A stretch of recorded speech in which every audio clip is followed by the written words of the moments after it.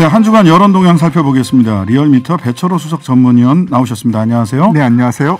예, 앞선 인터뷰에서 인용한 그 4% 차이가 있었다라고 그 인용했던 그 여론조사는요. KBS, MBC, SBS 지상파 방송 3사가 입소스와 코리아 리서치, 한국 리서치에 의뢰해서 지난 15일부터 이틀간 진행한 조사고요.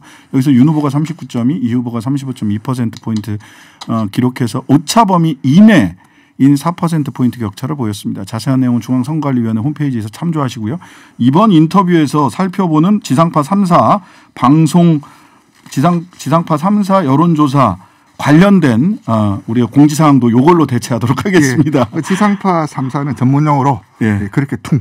예. 자, 예. 이번 주 여론조사 갤럽 NBS 주목받았는데요. 예. 예, 좀 소개 좀 해주시죠. 이제 개요부터 말씀드리고 의미 말씀드리겠습니다. 네. 지상파 3사까지 준비해서 지상파 3사는 아까 방금 말씀하셨고 갤럽 오늘 발표됐죠.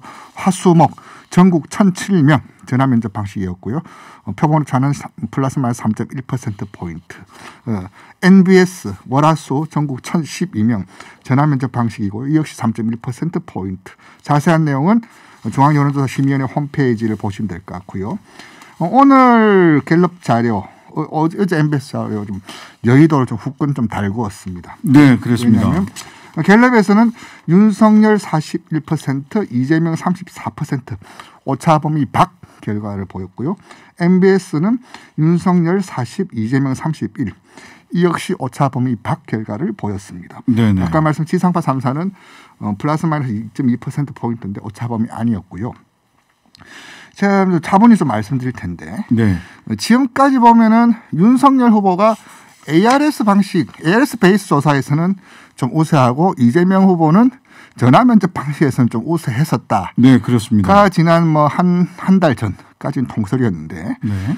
최근 발표된 이제 조사들 보면은 이번 주 초에 발표되었던 KSOI라든지 리얼미터 조사를 보면은 두 후보 모두 3, 4% 안에 붙어 있어요. 좀 붙어 있는 걸로 나타났거든요. 네네. 면접 방식에서 이렇게 오히려 좀 벌어졌다.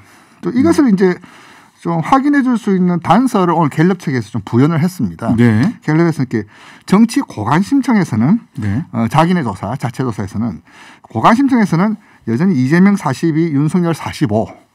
고관여청에서는 비슷한 수준인데 이를테면 관여도가 낮은 층들까지 포괄하면은 윤석열 후보가 오차범위 밖 우세를 좀 보이고 있더라. 네. 그렇게 좀 부연할 수 있고 이제 갤럽 측에서 좀 부연하기를 이재명 지지세는 단단하지만 변동성이 적고 최근 윤석열을 향한 지지세는 상대적으로 유동적이다고 할 수 있다. 네. 라고 좀 부연 설명을 했습니다. 네. 이제 이와 관련해서는 좀 차후에 좀 말씀드리고 네. 이번 주 조사가 굉장히 좀 의미가 있습니다. 네. 왜냐하면 이번 주 조사의 의미는 뭐냐면 공식적인 선거 캠페인이 들어가고 초기 평가의 성격이 좀 있거든요. 네. 그리고 이제 윤석열 후보 적폐 수사 발언이 지난 주말을 후끈 달구면서 이제 본선거가 들어가면 이재명의 정책과 능력, 실력이 윤석열과 대비되면서 확실하게 좀 차이를 볼 것이다라는 것이 네. 민주당의 셈법 내지는 전략이었죠. 기대감이었죠. 그리고 이번 주 쭉 드라이버 걸면서 다음 주 월요일 예정되어 있는 TV 토론에서 확실하게 못 바꿔 간다. 그렇게 좀 플랜을 좀 짜고 있었는데 네. 성적표에서 좀 약간 허둥거림 내지는 좀 멘붕을 나온 것 좀 보였었고 네. 또 이제 윤석열 후보 같은 경우는 안철수 후보 단일화 요인을 좀 뺄 수 없을 것 같습니다. 왜냐하면 컨벤션 효과가 미리 당겨서 반영되고 있는 거 항상 아니냐? 그 이제 재료가 이렇게 노출될 때가 가장 이제 그 기대감이 커지거든요. 막상 올라오면은 이제 그 구체적으로 보면 좀 평가의 근거가 좀 박한데 네. 어쨌든 물꼬를 안철수 후보가 텄어요. 그러면서 저 정권 교체를 바라는 층에서는 단일화라는 변수가 불확실성이 좀 제거됐다는 그런 측면들 있으면서 네. 여러 지표를 하면은 대선 프레임이라든지 이제 선거 환경을 둘러싼 그 지표들 보면은 윤석열 후보에게 굉장히 좀 긍정적으로 나타났어요. 네. 그런 측면들 보면 단장 지상파 3사 조사를 보자면은 여당 지지하겠다가 36.3, 야당 지지하겠다가 54.9. 그 한 18%포인트 차이를 보였거든요. 네네. 이것이 왜 말씀드리냐면 윤석열 후보 지지를 구성하고 핵심 요인이 뭡니까?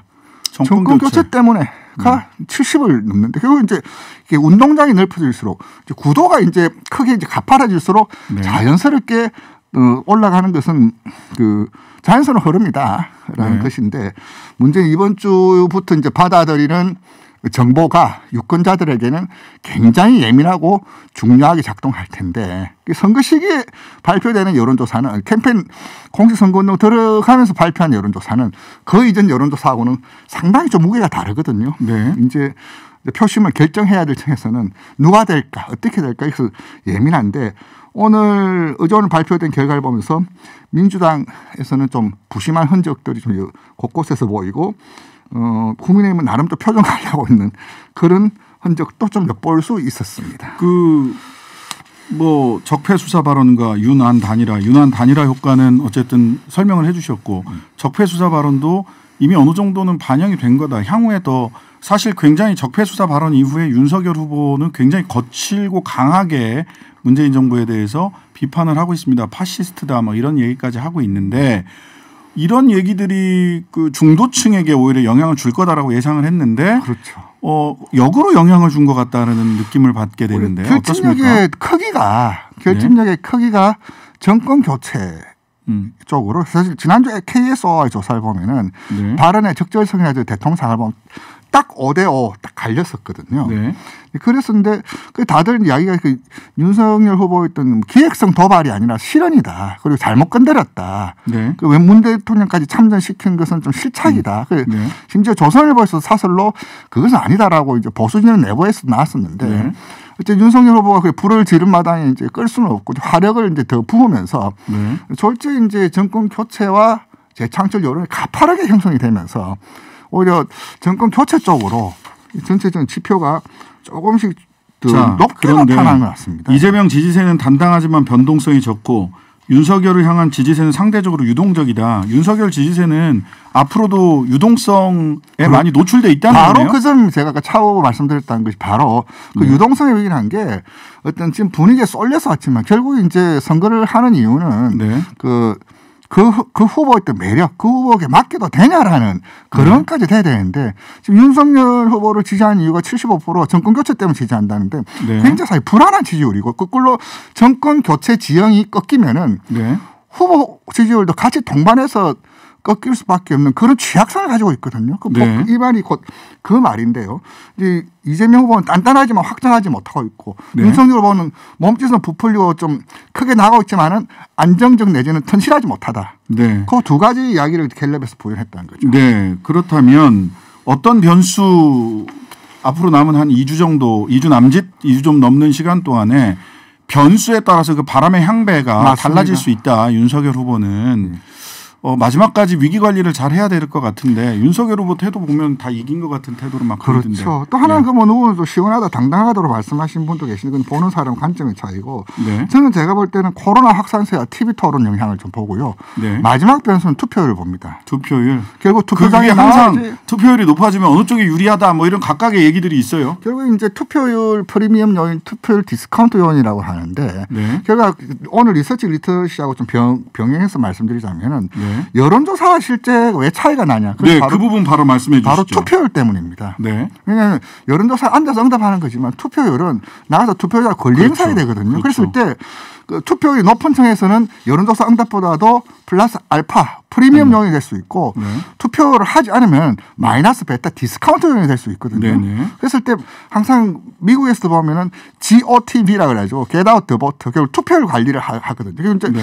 여론조사에 도는 건 이제 떠다니는 수치고 득표율은 실제인데 그 득표율을 만든 요인은 투표율에 있다. 그리고 마지막에 투표율 관리를 해야 되는 실정인데 문제는 2030이 투표율이 그만큼 높지 않았다는 것이 경험적으로 나타난 사실이고 네. 6070은 투표율이 높았다라는 거. 이제 윤석열 후보 측에서는 약간 장군mon군 플러스 알파가 동시에 좀 있는 형국인데 거꾸로 이제 투표율 조사를 보면은 4050에서는 87% 정도 투표율을 보이고 있거든요. 네네. 2030은 70% 남짓인 것 같은데. 그렇죠. 예. 그런데 그랬을 때 결국 액면가보다는 실제 이제 결과를 봤을 때 투표율 변수가 결국 여론조사 실제를 가늠한 마지막 퍼즐은 투표율입니다. 코로나와 투표율, 또 코로나 오미크론과 상황에서의 투표율은 지금까지 패턴하고 또 다를 거기 때문에 저희로서 예측을 한층 더 어렵게 만드는 요인이기도 합니다. 결과적으로 단단한 지지층을 가진 이재명 후보는 투표장에 많이 갈 가능성이 있고 윤석열 후보 같은 경우는